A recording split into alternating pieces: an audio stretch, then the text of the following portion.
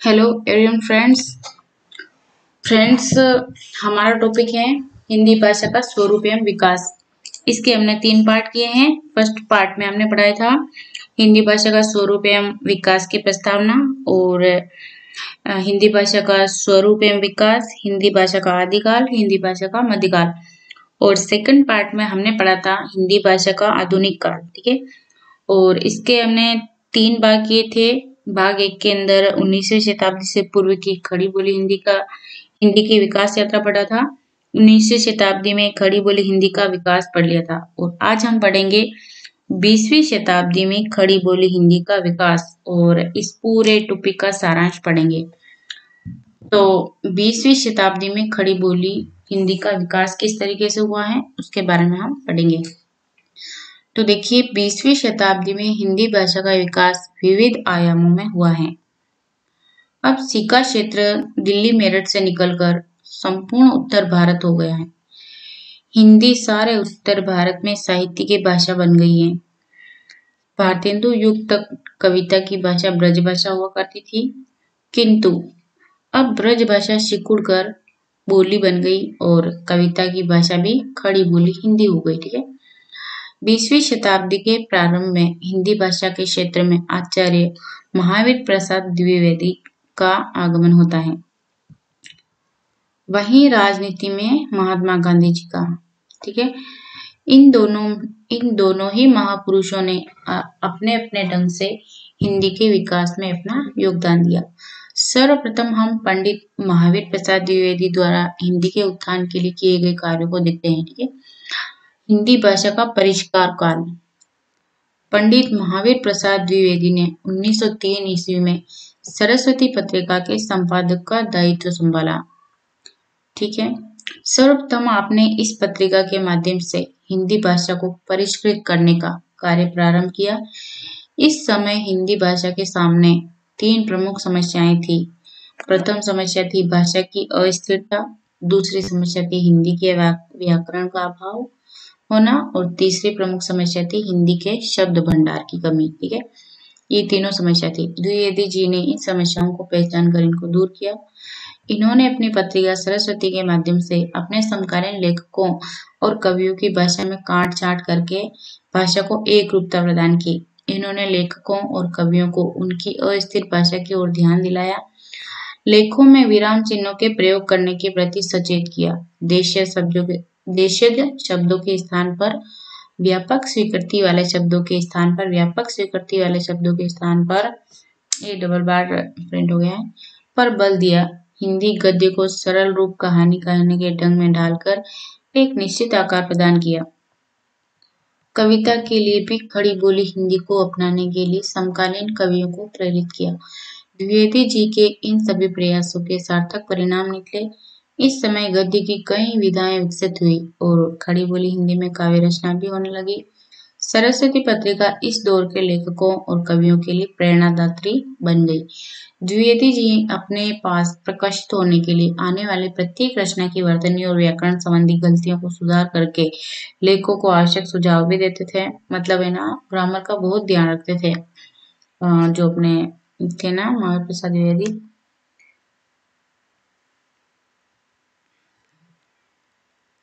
इस समय के प्रमुख रचनाकारों मैथिली शरण गुप्त, बाल मुकुंद गुप्त आदि ने उनके सुझावों को मानकर हिंदी को परिष्कृत करने में अनेक उनके सहयोगी बने। लंबे समय से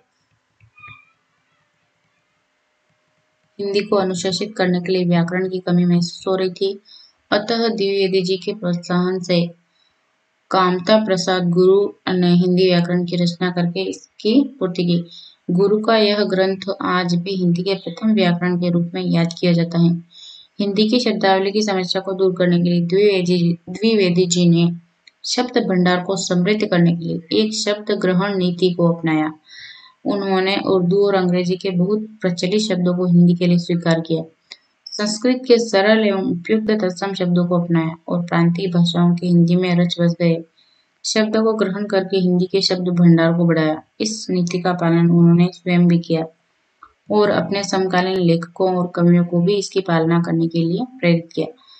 द्विवेदी जी की इस शब्द ग्रहण की नीति का सार्थक परिणाम सामने है। अतः हिंदी एक समृद्ध, परिष्कृत और अनुशासित भाषा बन गई। इन सभी गुणों से युक्त द्विवेदी जी युग के प्रमुख गद्यकार बालमुकुंद गुप्त की व्यंग्यात्मक शैली का एक उदाहरण देखिए। बालमुकुंद गुप्त जी की व्यंग्यात्मक शैली है, इसका एक उदाहरण देखते हैं। दूज के दूज के चांद के उदय का भी एक समय है, लोग उसे जान सकते हैं। माई लॉर्ड के मुख चंद्र के उदय के लिए कोई समय भी नियत नहीं। अच्छा, जिस प्रकार इस देश के निवासी माई लॉर्ड का चंद्रानंद देखने को टकटकी लगाए रहते हैं, या जैसे शिव शंभू के जी में अपने देश के माई लॉर्ड को भी इस देश के लोगों की सुध आती होगी। द्विवेदी जी की प्रेरणा से इस युग में कहानी, उपन्यास, आलोचना, निबंध, नाटक, जीवनी, यात्रावृत्त और पत्र साहित्य आदि विधाओं का भी विकास हुआ। इस काल के प्रमुख कहानीकारों में आचार्य रामचंद्र शुक्ल, बंग महिला, वृंदावन लाल वर्मा, प्रेमचंद चंद्रधर शर्मा गुलेरी, विश्वम्बरनाथ शर्मा कौशिक, जयशंकर प्रसाद आदि ने अपनी कहानियों से हिंदी के विकास में योगदान दिया। इस युग की कहानी की भाषा के नमूने के रूप में प्रेमचंद की कहानी मुक्ति मार्ग का उदाहरण प्रस्तुत है। प्रेमचंद जी ने जो मुक्ति मार्ग लिखी थी, उसका एक उदाहरण है। अग्नि मानव संग्राम का भीषण दृश्य उपस्थित हो गया। एक पहर तक हाहाकार मचा रहा। कभी एक पल प्रबल होता, कभी एक पक्ष प्रबल होता, कभी दूसरा। अग्नि पक्ष से योद्धा मर मर कर जी उठते थे और द्विगुण शक्ति से रणोन्मत्त होकर शस्त्र प्रहार करने लगते थे। मानव पक्ष में जिस योद्धा की कीर्ति उज्जवल थी, वह बुद्धू था। इस तरीके की प्रेमचंद जी ने रचना की थी। इसी काल के प्रमुख उपन्यासकारों में देवकीनंदन खत्री, गोपाल लाल गहमरी, किशोरी लाल गोस्वामी, गंगा प्रसाद गुप्त, मथुरा प्रसाद शर्मा, लज्जाराम शर्मा आदि ने उपन्यास विधा के माध्यम से हिंदी भाषा को विकसित किया। इस युग के निबंधकारों में महावीर प्रसाद द्विवेदी, गोविंद नारायण मिश्र, बालमुकुंद रामचंद्र शुक्ल आदि ने निबंध विधा को स्थापित करके भाषा के नए प्रतिमान स्थापित किए। इन्होंने ये निबंधकार हैं लेखक। आचार्य रामचंद्र शुक्ल की विचारात्मक शैली का एक उदाहरण उनके प्रसिद्ध निबंध लज्जा और ग्लानि से प्रस्तुत है। ग्लानि में अपनी बुराई, मूर्खता, तुच्छता आदि के अनुभव से जो संताप होता है, वह अकेले में भी होता है, 10 आदमियों के सामने प्रकट भी किया जाता है। ग्लानि अंतःकरण की शुद्धि का एक विधान है। आलोचना विधा के प्रमुख हस्ताक्षरों में मिश्र बंधु, पद्म सिंह शर्मा, श्याम सुंदर दास, राधा कृष्णन दास और जगन्नाथ दास रत्नाकर ने हिंदी की भी श्रीवृद्धि की। इन्हीं के साथ राधा चरण गोस्वामी, जयशंकर प्रसाद, गंगा प्रसाद गुप्त, मिश्र बंधु आदि ने नाटक विधा के माध्यम से हिंदी की सेवा की। द्विवेदी युग में सबसे बड़ी क्रांति कविता की भाषा के रूप में खड़ी बोली हिंदी को अपनाया। द्विवेदी जी की प्रेरणा से श्रीधर पाठक, अयोध्या सिंह उपाध्याय, हरिउद, मिथिली चरण गुप्त, जयशंकर प्रसाद, राम नरेश त्रिपाठी, सियाराम शरण गुप्त, नाथूराम शर्मा, शंकर राय, देवी प्रसाद, पूर्ण रामचरित उपाध्याय, गया प्रसाद शुक्ल, स्नेही और महावीर प्रसाद द्विवेदी ने खड़ी बोली हिंदी में काव्य रचना करके नए युग का सूत्रपात किया। इस युग में प्रबंध काव्य, मुक्तक, गीति काव्य आदि रूपों में रचनाएं लिखी गई। खड़ी बोली हिंदी का पहला महाकाव्य प्रिय प्रवास की रचना कवि हरिउद ने इसी युग में की है। भारतीय राजनीति में महात्मा गांधी का आगमन एक बड़ी घटना है। गांधी ने भारत में अपना राजनीतिक जीवन 1916 से शुरू किया। गांधी ने अंग्रेजों और अंग्रेजी के विरुद्ध आंदोलन किया। गांधी ने अंग्रेजों को उखाड़ने और भारतीयों को एक सूत्र में बांधने के लिए संपूर्ण भारतवर्ष के लिए खड़ी बोली हिंदी को अपनाने का आह्वान किया। भारतीय जनता ने इनके आह्वान को स्वीकार करके खड़ी बोली हिंदी के प्रचार, प्रसार और प्रयोग के लिए सारे भारत में आंदोलन किया। यह ऐसा आंदोलन था जिसमें देश के जाने माने पत्रकार, शिक्षा शास्त्री, वैज्ञानिक, राजनेता सभी ने उत्साह से भाग लिया। हिंदी की समृद्धि और प्रसिद्धि के लिए सारे भारत के लोगों ने अपनी भागीदारी निभाई। यहाँ तक कि अहिंदी भाषी प्रांतों के निवासियों ने भी हिंदी के समर्थन में आवाज उठाई, क्योंकि वे जानते थे कि हिंदी भाषा सारे भारत को एक सूत्र में बांध सकती है। हमारी राष्ट्रीय भावनाओं को प्रबल बनाकर अंग्रेजों से लड़ने की शक्ति दे सकती हैं। हिंदी ने यह कार्य किया भी खूब। ठीक है। राष्ट्रीय आंदोलन की संपर्क भाषा के रूप में हिंदी का प्रचार और प्रसार सारे भारत में हो गया। इसी के परिणाम स्वरूप हिंदी में प्रांतीय भाषाओं के शब्दों की बहुलता हो गई। हिंदी सभी प्रांतों के लोगों को अपनी लगने लगी। इस काल में गांधीवाद और राष्ट्रवाद से प्रभावित साहित्य की रचना हिंदी में सर्वाधिक हुई। इस युग के प्रसिद्ध राष्ट्र कवि मैथिली शरण गुप्त की कविता भारत भारती से कुछ पंक्तियां देखिए। ठीक है, मैथिली शरण गुप्त जी की कविता है भारत भारती। इसकी कुछ पंक्तियां हम पढ़ेंगे। नीलांबर परिधान हरित पट पर सुंदर हैं, सूर्य चंद्र युग खटक मेखला रत्नाकर हैं, नदियां प्रेम प्रवाह फूल तारे मंडल हैं, बंदी जन कृग खग वृंद शेष फन सिंहासन है। इस तरीके की कविता उन्होंने लिखी थी। करते अभिषेक पयोध हैं, बलिहारी इस वेश की, है मातृभूमि तो सत्य ही सगुण मूर्ति सर्वेश की। इस प्रकार हम देखते हैं कि द्विवेदी युग हिंदी गद्य की विभिन्न धाराओं के विकास में भारत के राष्ट्रीय आंदोलन एवं महात्मा गांधी ने प्रेरक का कार्य किया। इस काल के साहित्य का उद्देश्य व्यापक जन समूह को प्रभावित करना रहा है। अतः इस दौर का साहित्य आम जनता का साहित्य बन गया। इसे द्विवेदी जी जैसे भाषाविद ने परिष्कृत किया। इससे हिंदी को व्यापक प्रतिष्ठा प्राप्त हुई। सरस्वती पत्रिका के माध्यम से द्विवेदी जी ने हिंदी को परिष्कृत किया। वहीं राष्ट्रीय आंदोलन में महात्मा गांधी ने हिंदी को प्रचारित और प्रसारित करके किया। इन दोनों विभूतियों को खड़ी बोली हिंदी के विकास स्तंभ के रूप में याद किया जाएगा। ठीक है, खड़ी बोली के विकास स्तंभ कौन है? सरस्वती पत्रिका के माध्यम से द्विवेदी जी हैं एक तो, और राष्ट्रीय आंदोलन में महात्मा गांधी जी। ठीक है, इन दोनों को खड़ी बोली हिंदी के विकास स्तंभ के रूप में याद किया जाएगा। इन्होंने बहुत बड़ा योगदान दिया है खड़ी बोली के विकास में। ठीक है, हिंदी का उत्कर्ष काल 1917 से 1947 तक 1918 से 1918 ईस्वी से 1947 ईस्वी तक। ठीक है,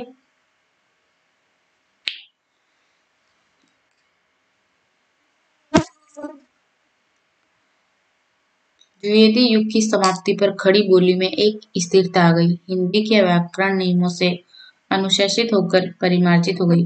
भाषा सभी दुर्बलताओं से मुक्त हो गई। द्विवेदी युग तक गद्य और पद्य के लिए अलग अलग युग के नामकरण की परंपरा नहीं रही है। इसके बाद में काव्य कविता के लिए छायावाद 1918 से 1936 ईस्वी तक, उसके बाद प्रगतिवाद 1936 से 1943 ईस्वी तक, और प्रयोगवाद यानी कि प्रयोगवाद। ठीक है, 1943 से 1955 ईस्वी तक नाम युग विशेष की काव्यगत विशेषताओं के आधार पर रखे गए। ये चीजें ना बहुत इम्पोर्टेंट है। क्या इम्पोर्टेंट है? एक तो छायावाद। ठीक है, छायावाद आया हमारा 1918 ईस्वी से 1936 ईस्वी तक, और उसके बाद आया हमारा प्रगतिवाद, और प्रगतिवाद का काल था 1936 से 1943 ईस्वी तक, और प्रयोगवाद इसका काल था 1943 से 1955 ईस्वी तक। ये इम्पोर्टेंट है, इसको याद रखना है हमको। ठीक है, तो यहाँ से हम वापस पढ़ते हैं। भाषा सभी दुर्बलताओं से मुक्त हो गई। द्विवेदी युग तक गद्य और पद्य के लिए अलग अलग युग के नामकरण की परंपरा नहीं रही है। इसके बाद में काव्य कविता के लिए छायावाद 1918 से 1936 ईस्वी तक, और प्रगतिवाद 1936 से 1943 तक, और प्रयोगवाद 1943 से 1955 ईस्वी तक। ठीक है, नाम युग विशेष की काव्यगत विशेषताओं के आधार पर रखे गए हैं। इसी प्रकार गद्य के लिए किसी युग का नामकरण नहीं हुआ। अतः द्विवेदी युग के उपरांत खड़ी बोली हिंदी गद्य के युग को उत्कर्ष काल कह सकते हैं। ठीक है, उत्कर्ष काल किसको बोलते हैं? खड़ी बोली हिंदी गद्य के युग को उत्कर्ष काल कहते हैं। इसको भी याद रखना है हमको। ठीक है, हिंदी गद्य के युग को ठीक है, खड़ी बोली हिंदी गद्य के युग को क्या कहते हैं? उत्कर्ष काल कह सकते हैं। ठीक है, हिंदी गद्य का यह काल बहुत विस्तृत है, विधाओं के रूप में और काल के रूप में। इसकी समय सीमा को अध्ययन की सुविधा की दृष्टि से स्वतंत्रता प्राप्ति तक मान सकते हैं। इसको याद रखने के हिसाब से बोला कि स्वतंत्रता प्राप्ति तक ये युग रहा है। इसके बाद की गद्य साहित्य स्वतंत्रोत्तर हिंदी गद्य साहित्य नाम दिया जा सकता है। उत्कर्ष काल में कहानी और उपन्यास साहित्य में प्रेमचंद का प्रमुख स्थान है। ठीक है, उत्कर्ष काल में कहानी और उपन्यास साहित्य में किसका प्रमुख स्थान है? प्रेमचंद जी का। प्रेमचंद ने अपना लेखन उर्दू से प्रारंभ किया, किंतु अपनी राष्ट्रभाषा से प्रेम के कारण हिंदी में लिखने लगे। प्रेमचंद अपनी कहानियों और उपन्यासों में आम बोलचाल की भाषा का प्रयोग करते हैं। इन्हीं के समकालीन कहानीकार जयशंकर प्रसाद की भाषा संस्कृत निष्ठ रही है। इन दोनों कथाकारों को अपनी भाषा शैली के कारण स्कूल का दर्जा प्राप्त है। इनके बाद के कथाकार या तो प्रेमचंद स्कूल के कहलाए या जयशंकर प्रसाद स्कूल के कहानीकार कहलाए। ठीक है, इनको ये नाम दिया गया है। इस प्रकार कहानी में प्रेमचंद की परंपरा को विश्वंभर नाथ शर्मा, कौशिक, सुदर्शन, यशपाल, भगवती प्रसाद वाजपेयी ने और जयशंकर प्रसाद की परंपरा को चंडी प्रसाद हृदयेश और राजा राधिका रमन सिंह जिससे लेखकों ने आगे बढ़ाया। हिंदी के क्षेत्र में आचार्य रामचंद्र शुक्ल ने अपनी विशिष्ट भाषा शैली से नए मानक स्थापित किए। इनकी भाषा की विशेषताएं हैं अभिव्यक्ति की मौलिकता और प्रौढ़ता, विचारों की गहनता, हास्य व्यंग्य का पुट, अवसर अनुकूल वाक्य रचना आदि हैं। प्रेमचंद जी इनकी निबंध लेखन में व्यास शैली को अपनाया। इन्होंने प्रेमचंद जी ने निबंध लेखन में व्यास शैली को अपनाया, जिसमें किसी विषय को प्रश्न के द्वारा उठाया जाता है, जैसे प्रेम क्या है, देश प्रेम क्या है आदि। ठीक है, आचार्य रामचंद्र शुक्ल की परंपरा को आचार्य हजारी प्रसाद द्विवेदी और विद्या निवास मिश्र जैसे निबंधकारों ने आगे बढ़ाया। इन सभी के अतिरिक्त जैनेन्द्र कुमार, इलाचंद्र जोशी, हीरानंद सच्चिदानंद वात्स्यायन अज्ञेय, इनका बहुत बड़ा नाम है, हीरानंद सच्चिदानंद वात्स्यायन अज्ञेय, अमृत लाल नागर, रांगे राघव, वृंदावन लाल वर्मा आदि ने भी हिंदी गद्य के विकास में महत्वपूर्ण भूमिका निभाई। हिंदी के उत्कर्ष काल में छायावादी कविता का काल 1918 ईस्वी से 1936 ईस्वी तक। ठीक है, ये छायावादी कविता का काल है, जिसको हमने पहले पढ़ा था ना। छायावादी कविता का काल क्या है? 1918 से 1936 ईस्वी तक आना है। जयशंकर प्रसाद, सुमित्रा नंदन पंत, महादेवी वर्मा और सूर्यकांत त्रिपाठी निराला ये छायावादी कविता के 4 स्तंभ कहलाते हैं। ये बहुत इंपॉर्टेंट बात है फ्रेंड्स, इसको आपको याद रखना है। सबसे पहले तो छायावादी कविता का जो काल है वो क्या है? 1918 से 1936 ईस्वी तक है। और जो छायावादी कविता के जो 4 स्तंभ हैं वो कौन कौन से हैं? 4 स्तंभ के अंदर कौन कौन से कवि आते हैं? एक तो आते हैं जयशंकर प्रसाद, दूसरे आते हैं अपने सुमित्रानंदन पंत, तीसरा महादेवी वर्मा और चौथा आता है हमारे सूर्यकांत त्रिपाठी निराला।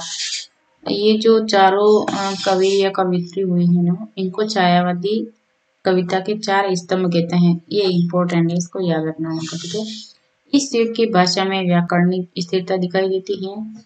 हिंदी के शब्द भंडार को विकसित करने के लिए संस्कृत के उपसर्ग प्रत्यय से नए नए शब्दों का निर्माण हुआ है। उदाहरण के लिए छायावादी कवित्री महादेवी वर्मा का गीत प्रस्तुत है। दिगों में सोते हैं अज्ञात, निदागों के दिन पावस रात, सुधा का मधु हाला का राग, व्यथा के घन और तृप्ति की आग, छिपे मानस में पवि नवगीत, निमिष की गति निर्झर के गीत। इस तरह की कविता महादेवी वर्मा जी ने लिखी है, जो छायावादी कवित्री हैं। छायावादी कविता के बाद हिंदी में प्रगतिवाद कविता और प्रयोगवादी कविता का दौर आया। ठीक है, छायावादी कविता के बाद किसका दौर आया? प्रगतिवादी कविता का, और प्रगतिवादी के बाद में प्रयोगवादी कविता का। प्रगतिवादी कविता आंदोलन से हिंदी में आंशिक शब्दों का पुनः प्रवेश हुआ।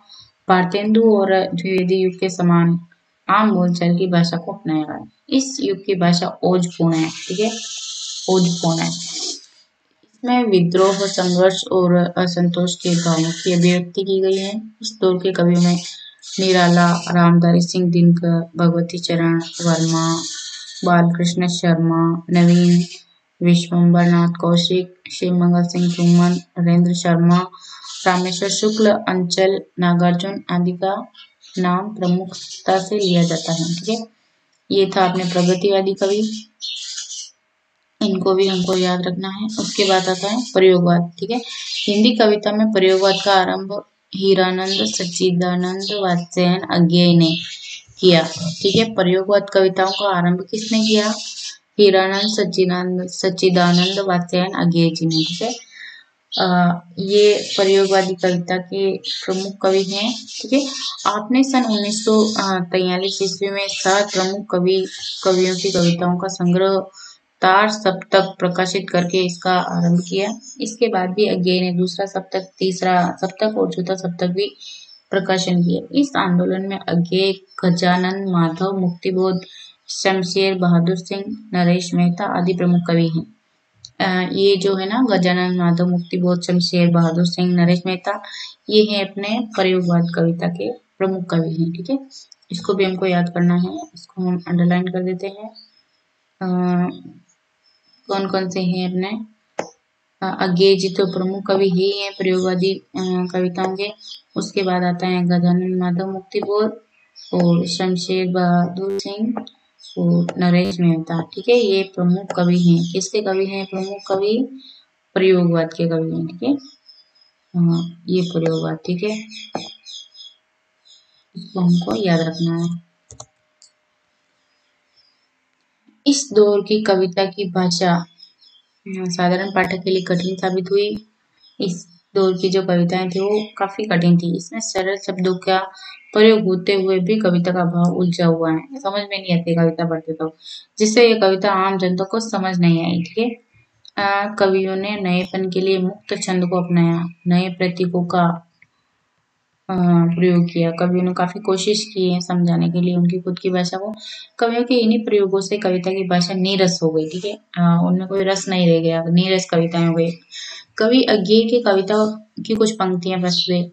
वह चुकी हवाएं चेत की, कट गई फूलें हमारे खेत की, कोठारी में ली बड़ा कर दीप की, गिन रहा होगा महाजन सेंत की। ठीक है, इस प्रकार की कविताएं लिखी हैं अज्ञेय जी ने। ठीक है, हीरानंद वात्स्यायन अज्ञेय जी ने। इस प्रकार हमने देखा कि हिंदी का उत्कर्ष काल विविधताओं का काल रहा है। विविधताओं का काल तो रहा ही है। ठीक है, इससे गद्य की विविध शैलियां विकसित हुई। वहीं कविता की भाषा के कई रूप देखने को मिलते हैं।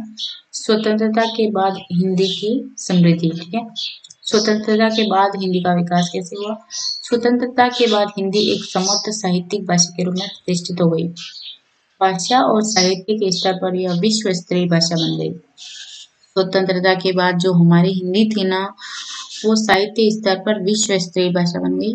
स्वतंत्रता के उपरांत हिंदी में कविता के मुकाबले गद्य की विधाओं का विकास अधिक हुआ है, अतः इस काल को गद्य का काल भी कहा जाता है। ठीक है, स्वतंत्रता के बाद गद्य बहुत लिखे गए थे, इसलिए इसको गद्य का काल भी कहा जाता है। 15 अगस्त 1947 के बाद भारतीय जनता ने खुली हवा में सांस ली। पता है ना आपको, 15 अगस्त 1947 को हमारा देश आजाद हुआ था, तो हमारे भारतवासियों ने खुली हवा में सांस ली। अपने देश का शासन चलाने के लिए भारतीय संविधान बनाया। संविधान बना 1949 में, परंतु लागू हुआ 28 जनवरी 1950 को। इसके अनुसार भारत अब प्रभुत्व संपन्न लोकतांत्रिक गणराज्य बन गया। आजादी के समय की राजभाषा अंग्रेजी थी। संविधान में फ्रेंड्स ये है ना, यहाँ पर 26 जनवरी होना चाहिए, क्योंकि 26 जनवरी 1950 को ही लागू हुआ था, हमको सबको पता ही है। यहाँ पर 26 जनवरी 1950 है। ठीक है,